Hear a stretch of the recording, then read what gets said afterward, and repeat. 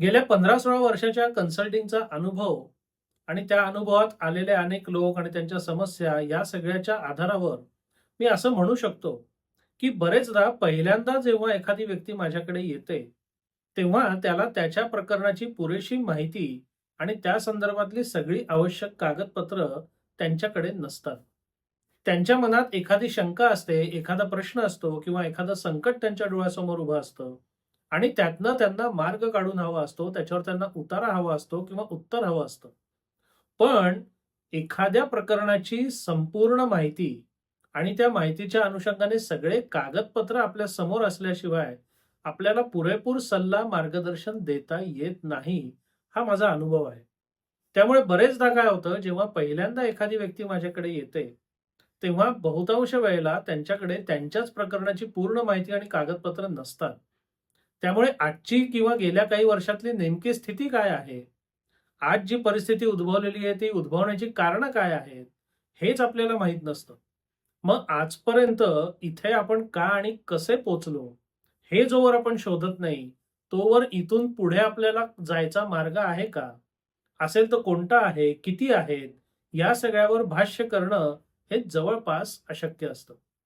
म्हणून बहुतांश वेळेला पहिल्या भेटीच्या शेवटी मी लोकांना एक यादी करून देतो, की बाबा या यादीप्रमाणे अमुक-अमुक प्रकारची माहिती आणि अमुक-अमुक प्रकारची कागदपत्र गोळा करा आणि ती माहिती आणि कागदपत्र तुमच्याकडे जमली, की ती घेऊन पुन्हा एकदा माझ्याकडे या. म्हणजे आपल्याला आपली नेमकी परिस्थिती काय आहे ते लक्षात येईल. आज आपण नेमके कुठे उभे आहोत, किती पाण्यात, किती जमिनीवर आहोत, हे जोवर आपल्याला कळत नाही, तोवर आपल्याला पुढच्या मार्गक्रमणेचा विचार करताच येत नाही. कृती तर फार दूरचा भाग राहिला. म्हणून माझं असं सर्वसाधारणतः कामाची अशी पद्धत आहे, की जोवर गोष्टी मलाच स्पष्ट होत नाहीत, तोवर मी उगाच हवेतले काहीतरी सल्ले किंवा हवेतले काहीतरी त्यांना मार्ग दाखवत नाही. पण माझ्याकडे आलेल्या अनेक लोकांना, इतर लोकांचा याच्या बरोबर उलटा अनुभव आलेला आहे. म्हणजे जेव्हा आपली समस्या त्यांनी काही लोकांना सांगितली, तेव्हा त्या समस्येवरती धाड, धाड, धाड, धाड, धाड उपाय त्यांनी सांगितले. त्या उपायाचा खर्च त्यांनी सांगितला. त्या उपायाची फी त्यांनी सांगितली आणि पैशाची त्वरित मागणी करून काम लगेच सुरू करू, असं सुद्धा सांगण्यात आलं. म्हणजे याच्या संदर्भातलं एक अगदी धक्कादायक उदाहरण तर मध्यंतरी माझ्याकडे एक 2-4 दिवसांपूर्वी एक गृहस्थ आले होते. ते अशीच अर्धवट माहिती, अर्धवट कागदपत्र घेऊन आले होते. त्यांचं सगळं मी समजून घेतलं आणि त्यांना नेहमीप्रमाणे मी लिहून दिलं, की बाबा ही कागदपत्र आणि ही माहिती घेऊन या. त्यातनं चित्र स्पष्ट होईल. मग आपण पुढची दिशा ठरवूया. हे माझं ऐकल्यानंतर त्यांनी अजून एक कागद माझ्यापुढे ठेवला, जो त्या अर्धवट माहिती आणि अर्धवट कागदपत्रांच्या आधारे बनवलेला दावा होता. नुसता बनवलेला नव्हता, तो दाखल करण्यात आला होता.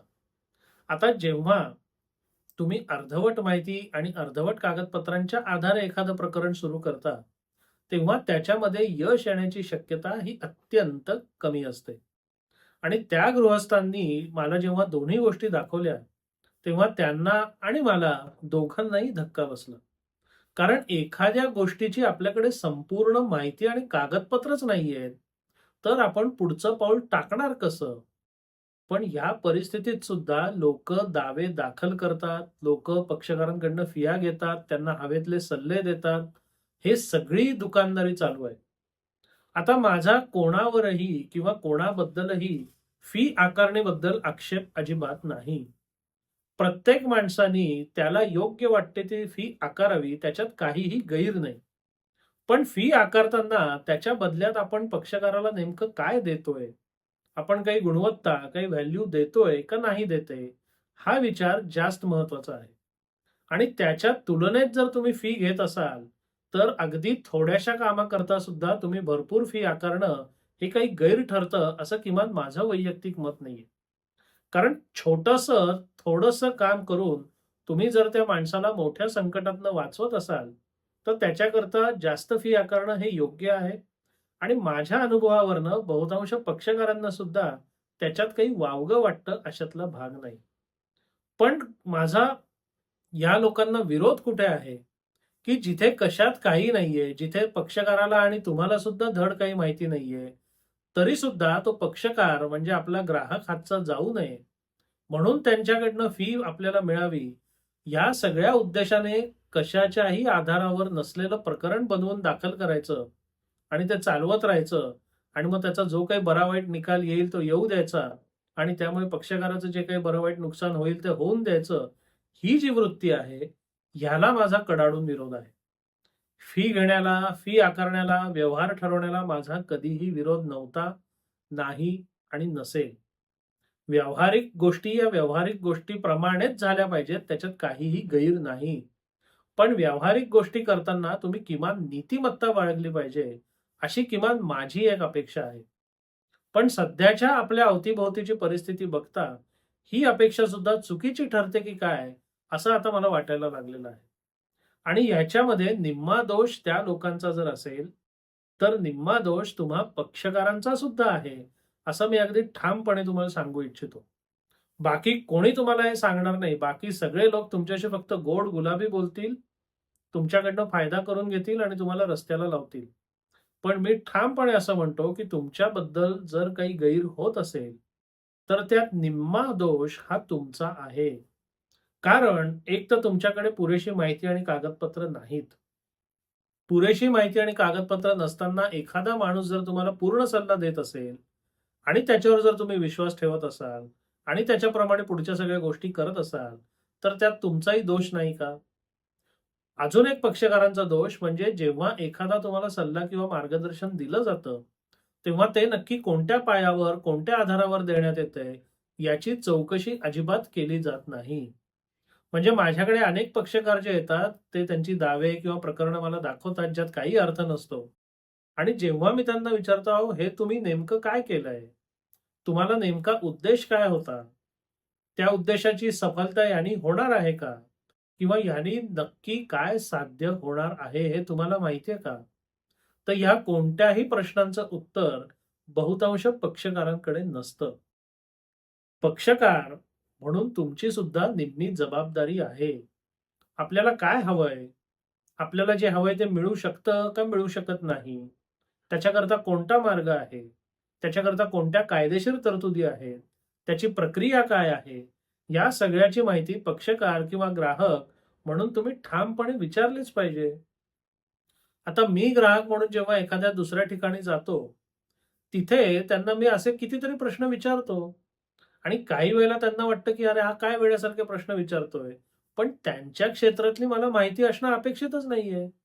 त्यामुळे दुसऱ्याच्या क्षेत्रातले चुकीचे किंवा बालिश प्रश्न विचारणं, यानी मला कमीपणा याचं काही कारणच नाही ना.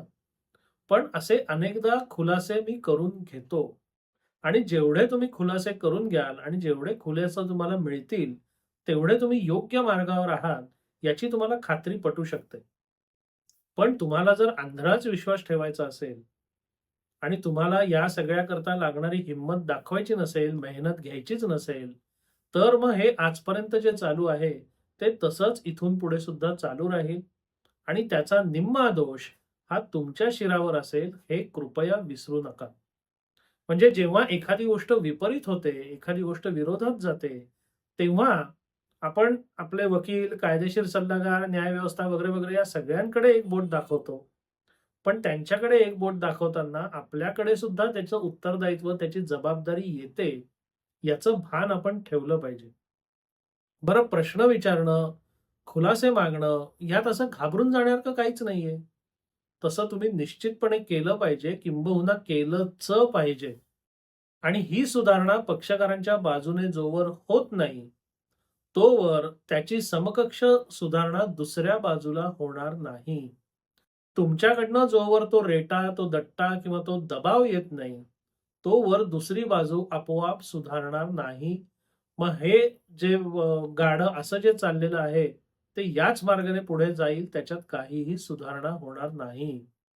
मी काहीही न करता, मी कोणतंही उत्तरदायित्व किंवा जबाबदारी न घेता सगळी परिस्थिती एकदम सुधरून जावी, अशी जर तुमची आशा असेल, तर ती तुम्ही वेडी आशा धरलेली आहे, जी कधीही फलद्रूप होणार नाही. या विषयाबद्दल तुम्हाला काय वाटतं? हा व्हिडिओ तुम्हाला कसा वाटला? अवश्य कळवा. धन्यवाद.